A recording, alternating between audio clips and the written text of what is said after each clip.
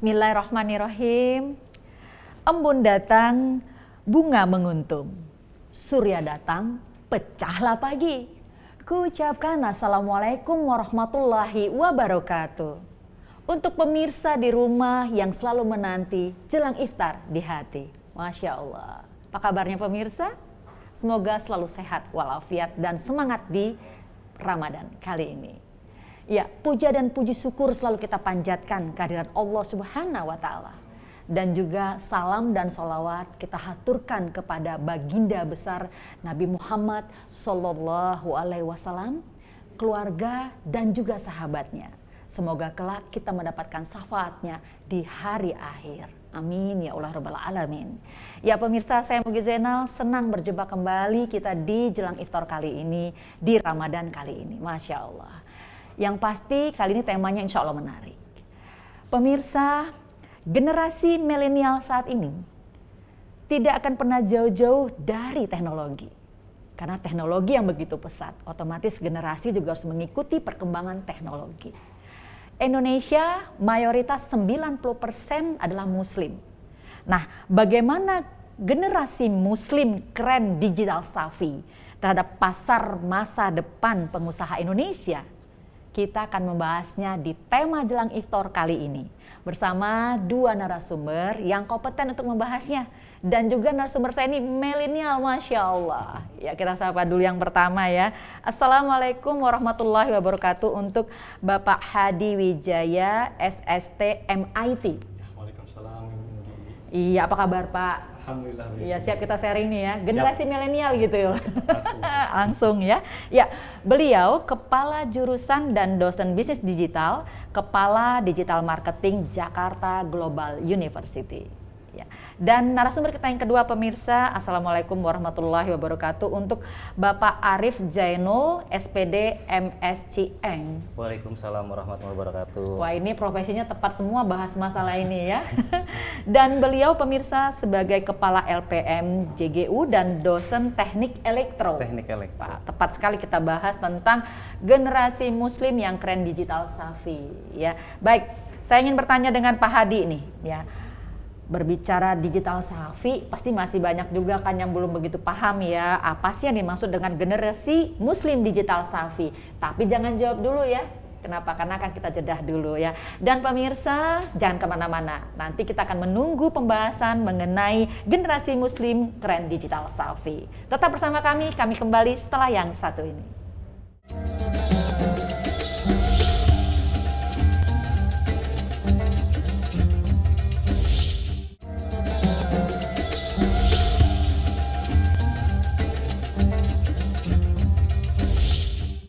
Pemirsa jelang iftar yang dirahmati Allah Subhanahu wa Ta'ala. Bagaimana peranan generasi muslim yang keren digital savvy terhadap pasar masa depan pengusaha? Kita lanjut kembali berdiskusi ya. Tadi pertanyaannya untuk Pak Hadi ya, Pak Hadi.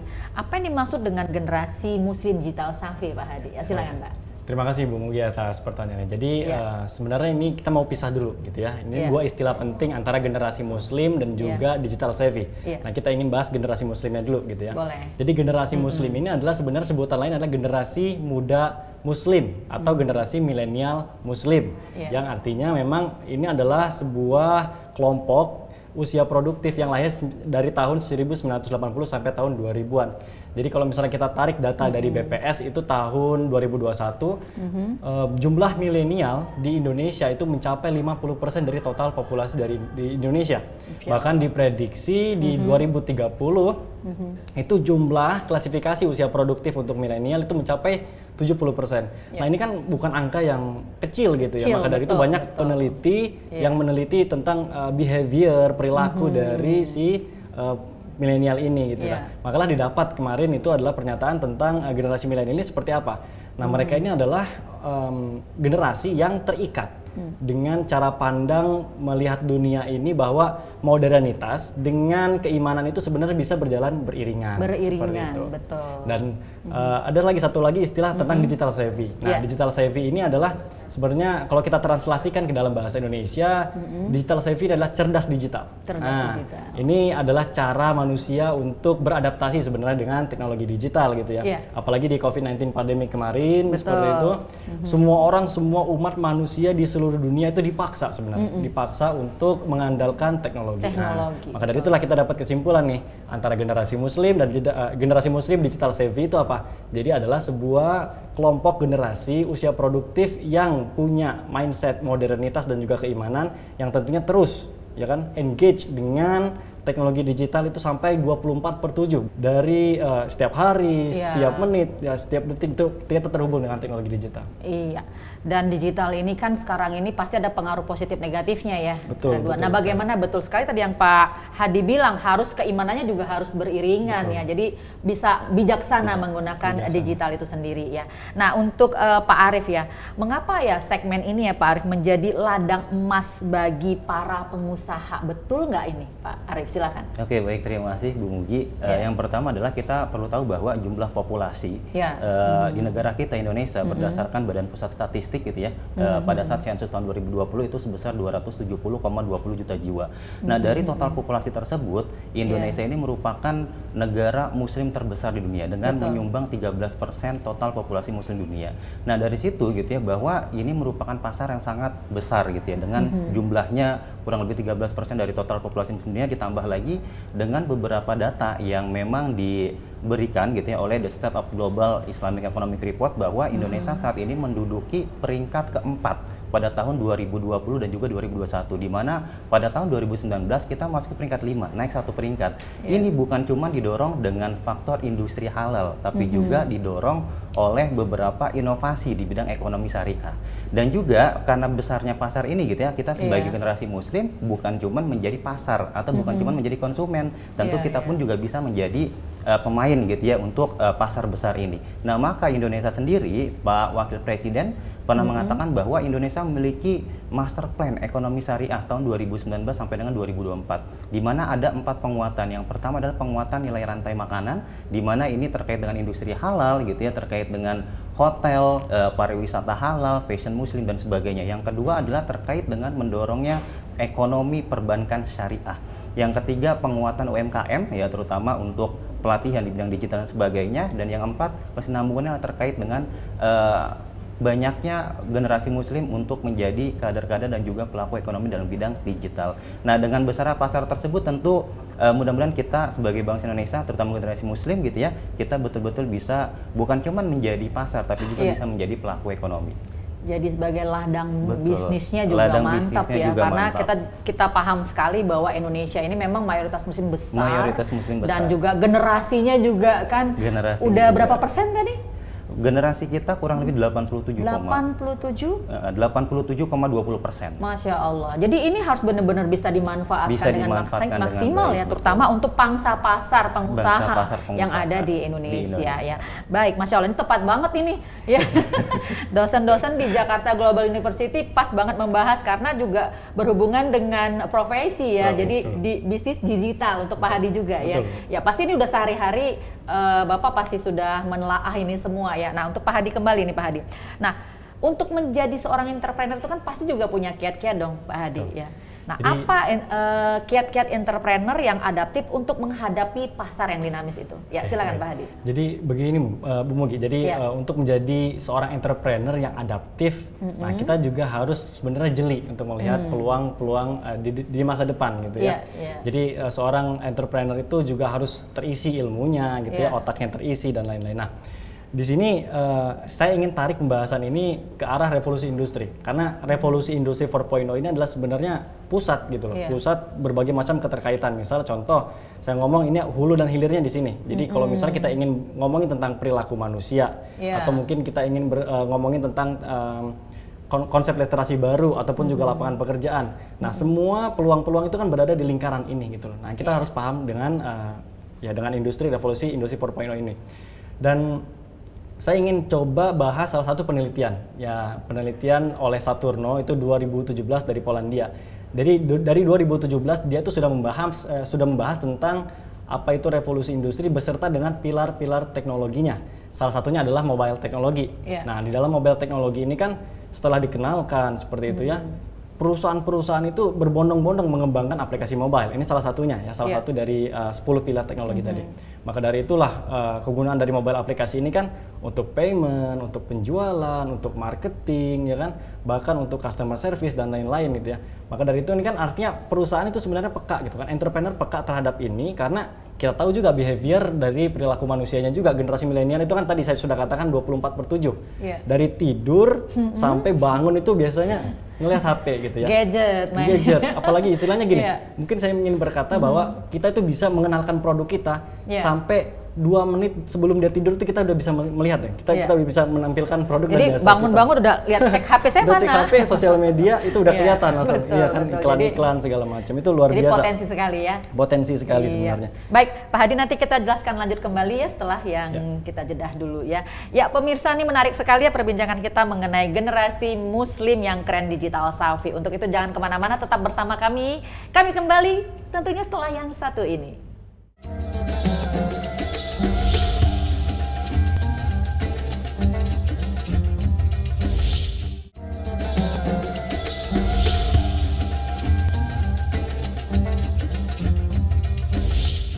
Pemirsa di rumah, kembali jelang iftar di tema kita generasi muslim yang keren digital savvy. Bagaimana sekarang ini generasi muslim bisa memanfaatkan teknologi untuk berdakwah juga ya. Ini bagaimana menanggapi hal ini? Silakan Pak Arief. Oke, baik, terima kasih Bu Mugi. Jadi sebagai generasi muslim memang teknologi itu menjadi sebagai sesuatu yang memang nggak bisa terlepas dari teknologi. Artinya apa? Contoh misalkan dari segi dakwah. Banyak ustadz-ustadz saat ini yang memanfaatkan teknologi dakwah dengan menggunakan sosial media, dengan menggunakan YouTube gitu ya. Dan juga komunikasinya bukan cuma satu arah, tapi komunikasinya pun juga bisa dua arah. Misalkan gitu ya, kita subscribe, kita memberikan pertanyaan, dan pertanyaan-pertanyaan tersebut langsung bisa dijawab oleh ustadz tersebut.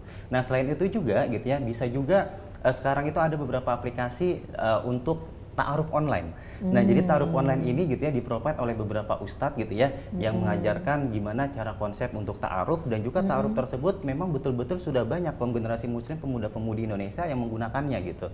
Nah, salah satunya seperti itu, Bu Mugi. Iya.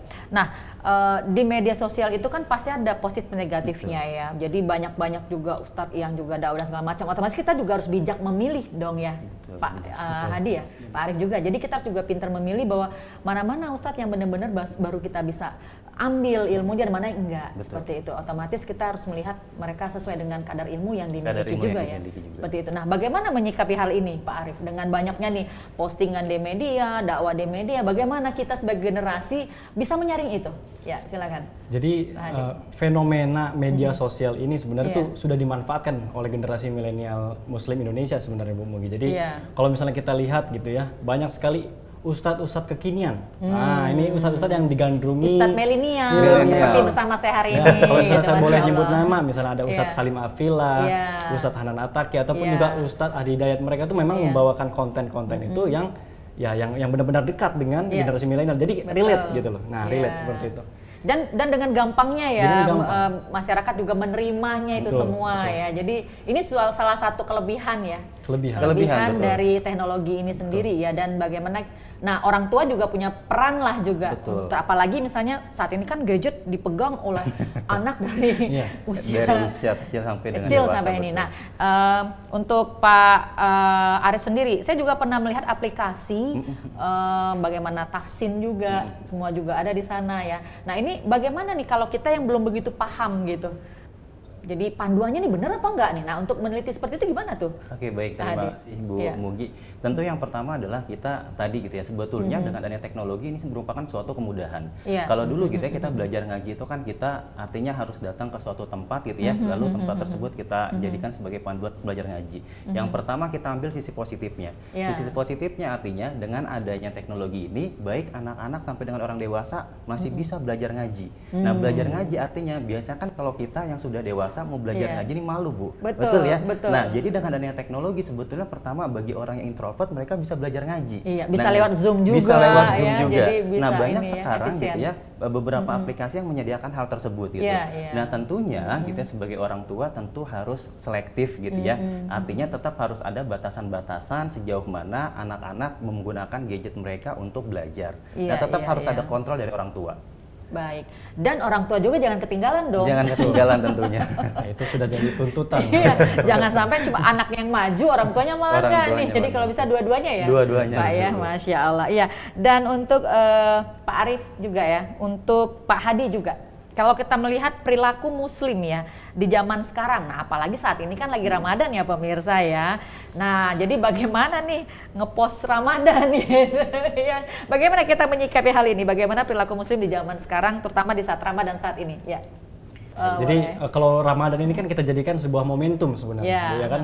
Jadi seluruh kegiatan keislaman, ya kan, marwah keislaman itu semuanya tumbuh di sini. Maka dari itu ada fungsi dakwah gitu ya, udah banyak dipublikasikan di media-media sosial, di YouTube, bahkan di platform-platform yang berbentuk digital gitu ya. Betul.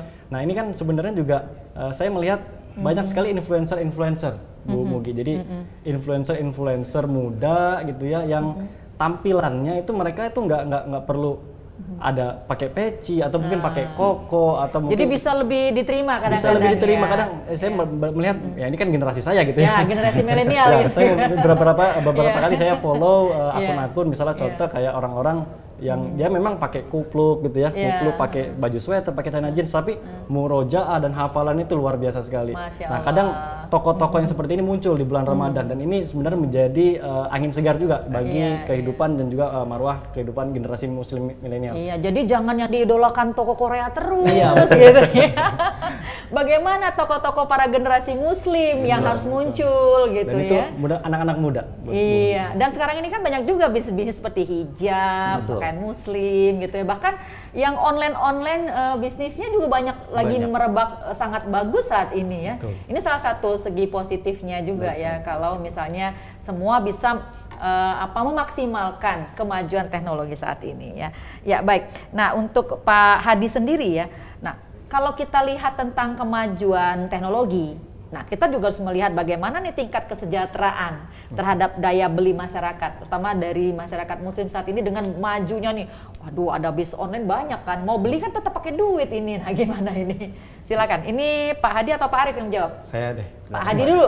Silakan. Jadi memang daya beli ini kan sangat berhubungan erat dengan yang namanya tingkat kesejahteraan. Jadi kalau kita berbicara tentang tingkat kesejahteraan, kita berbicara tentang tingkat perekonomian Indonesia gitu ya. Nah, kalau misalnya berbicara tentang ekonomi Indonesia, kita harus merujuk pada indeks pembangunan manusia, Bu Mugi. Jadi di 2021 itu dikatakan bahwa sebenarnya dari 10 tahun terakhir kita tuh sudah mengalami kenaikan sebenarnya, indeks pengembangan manusianya gitu ya. Dan ini sebenarnya menjadi sinyal bagus gitu ya bagi kita, walaupun di 2019 kita sempat stagnan gitu ya, hanya naik 0,01 poin gitu ya. Di tahun 2019 ke 2020 seperti itu. Nah,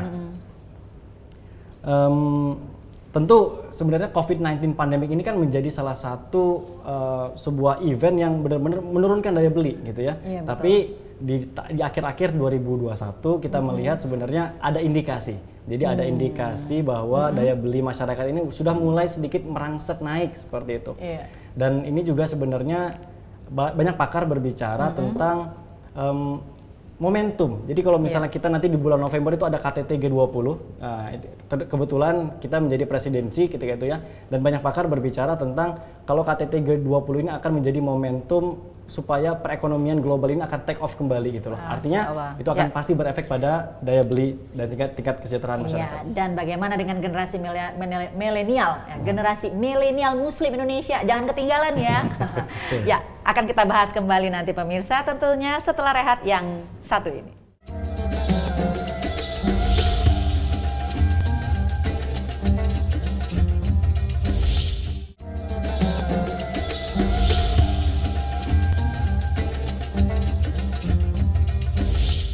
Kembali lagi pemirsa di Jelang Iftar. Ya, saya mau langsung nih ke Pak Arief bertanya tentang kondisi pasar Muslim post Covid ini bagaimana nih? Oke, baik, terima kasih Bu Mugi. Seperti tadi yang sampaikan oleh Pak Hadi bahwa gitu ya dengan adanya pandemi Covid sebelumnya gitu ya itu betul-betul daya jual beli masyarakat itu menurun. Nah, data BPJS itu sebesar 2,14 juta jiwa gitu ya itu terdampak, Bu. Terdampak karena adanya pandemi, entah kehilangan pekerjaan, entah kehilangan pendapatan dan sebagainya. Nah, tentu terkait dengan pasar muslim setelah Covid gitu, kita bisa lihat yang pertama adalah banyaknya kemudahan yang memang diberikan. Pertama adalah dari segi infrastruktur. Sudah banyak platform marketplace yang memang sudah disediakan gitu ya, baik oleh pemerintah maupun swasta. Artinya ini bisa mendukung daya beli masyarakat terutama gitu ya untuk para generasi muslim agar mereka betul-betul bisa menjadikan dirinya sebagai pelaku. Nah, yang kedua adalah banyaknya program-program pelatihan, Bu. Banyak program-program pelatihan di dunia digital gitu ya yang dapat memudahkan masyarakat untuk belajar. Baik itu secara gratis ataupun secara berbayar. Bahkan yang gratis pun katakanlah kita mau search di YouTube itu sudah banyak. Artinya dengan kemudahan seperti sekarang ini kurang apalagi kalau seandainya kita tidak memanfaatkan momentum yang besar ini. Masya Allah. Ya, ini Pak Hadi, Pak Arif, kita tuh tanpa terasa loh waktu kita udah di penghujung. Saking asiknya nih kita nggak berasa ya kalau waktu udah di penghujung. Nah, untuk kesimpulan di materi kita kali ini, saya persilakan lebih dahulu nih Pak Hadi. Silakan Pak Hadi.